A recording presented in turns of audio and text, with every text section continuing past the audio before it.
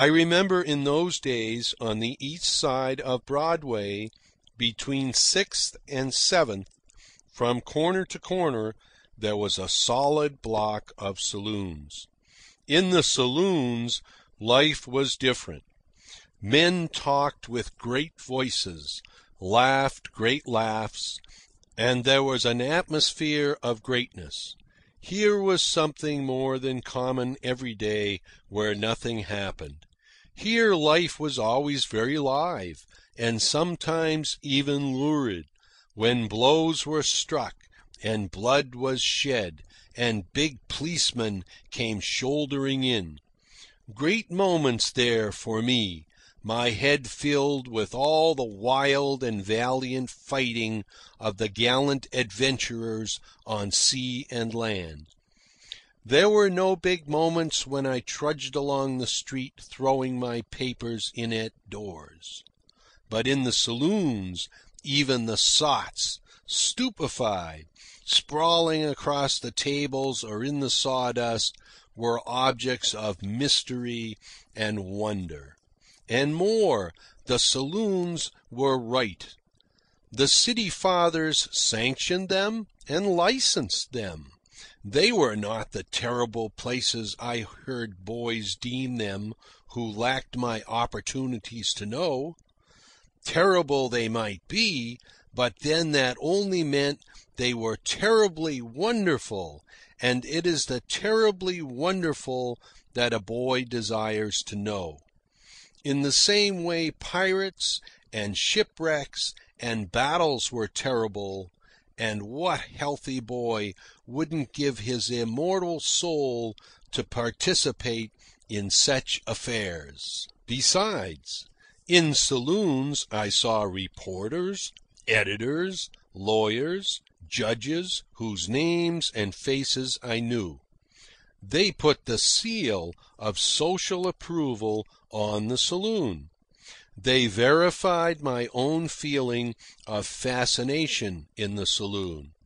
They, too, must have found there that something different, that something beyond, which I sensed and groped after. What it was, I did not know. Yet there it must be, for there men focused like buzzing flies about a honey-pot.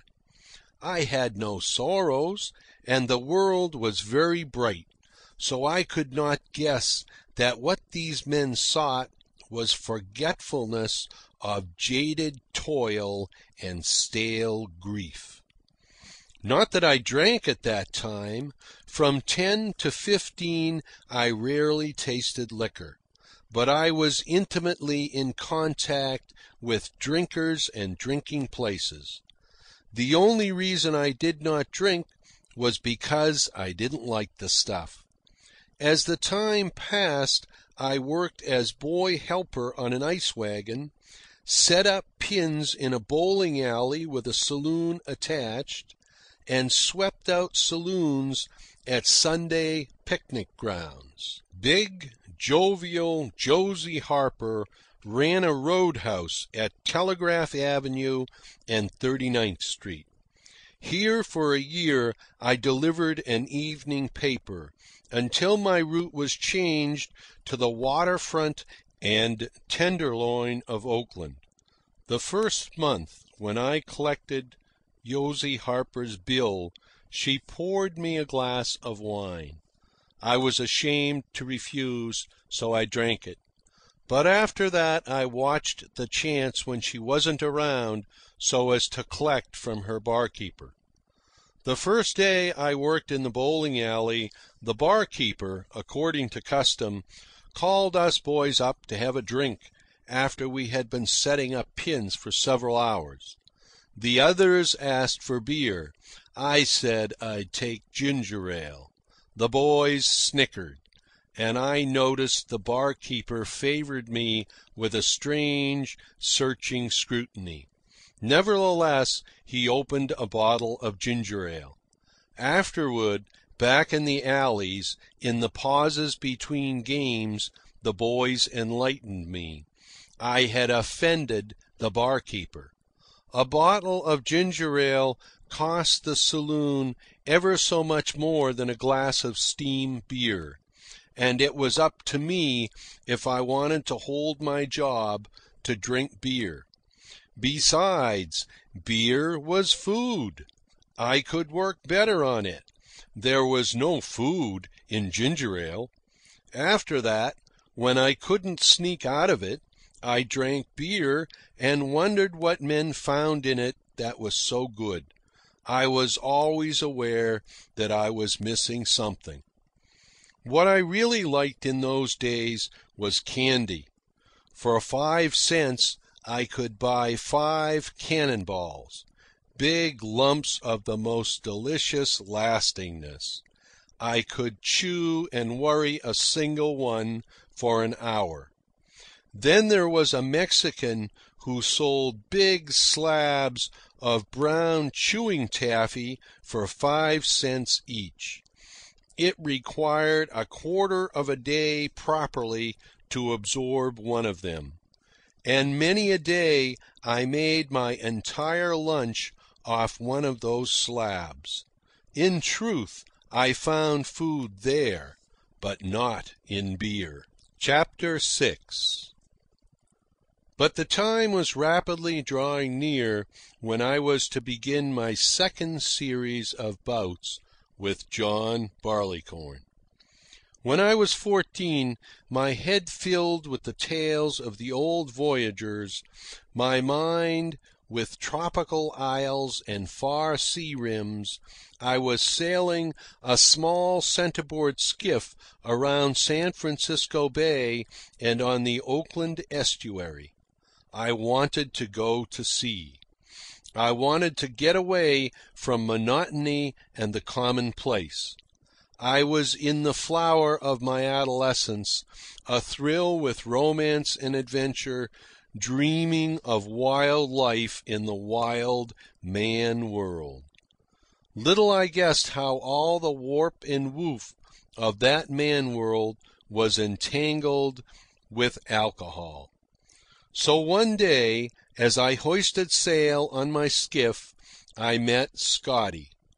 He was a husky youngster of 17, a runaway apprentice, he told me, from an English ship in Australia.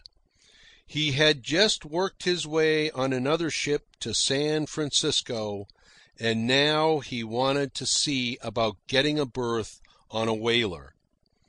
Across the estuary, near where the whalers lay, was lying the sloop yacht Idler. The caretaker was a harpooner who intended sailing next voyage on the whale ship Bonanza. Would I take him, Scotty, over in my skiff to call upon the harpooner? Would I? Hadn't I heard the stories and rumours about the Idler? The big sloop that had come up from the Sandwich Islands where it had been engaged in smuggling opium. And the harpooner who was caretaker, how often had I seen him and envied him his freedom. He never had to leave the water. He slept aboard the Idler each night, while I had to go home upon the land to go to bed. The harpooner was only 19 years old, and I have never had anything but his own word that he was a harpooner, but he had been too shining and glorious a personality for me ever to address as I paddled around the yacht at a wistful distance. Would I take Scotty, the runaway sailor, to visit the harpooner on the opium smuggler Idler? Would I? The harpooner came on deck to answer our hail and invited us aboard. I played the sailor and the man, fending off the skiff so that it would not mar the yacht's white paint, dropping the skiff astern on a long painter and making the painter fast with 2 nonchalant half hitches. We went below. It was the first sea interior I had ever seen.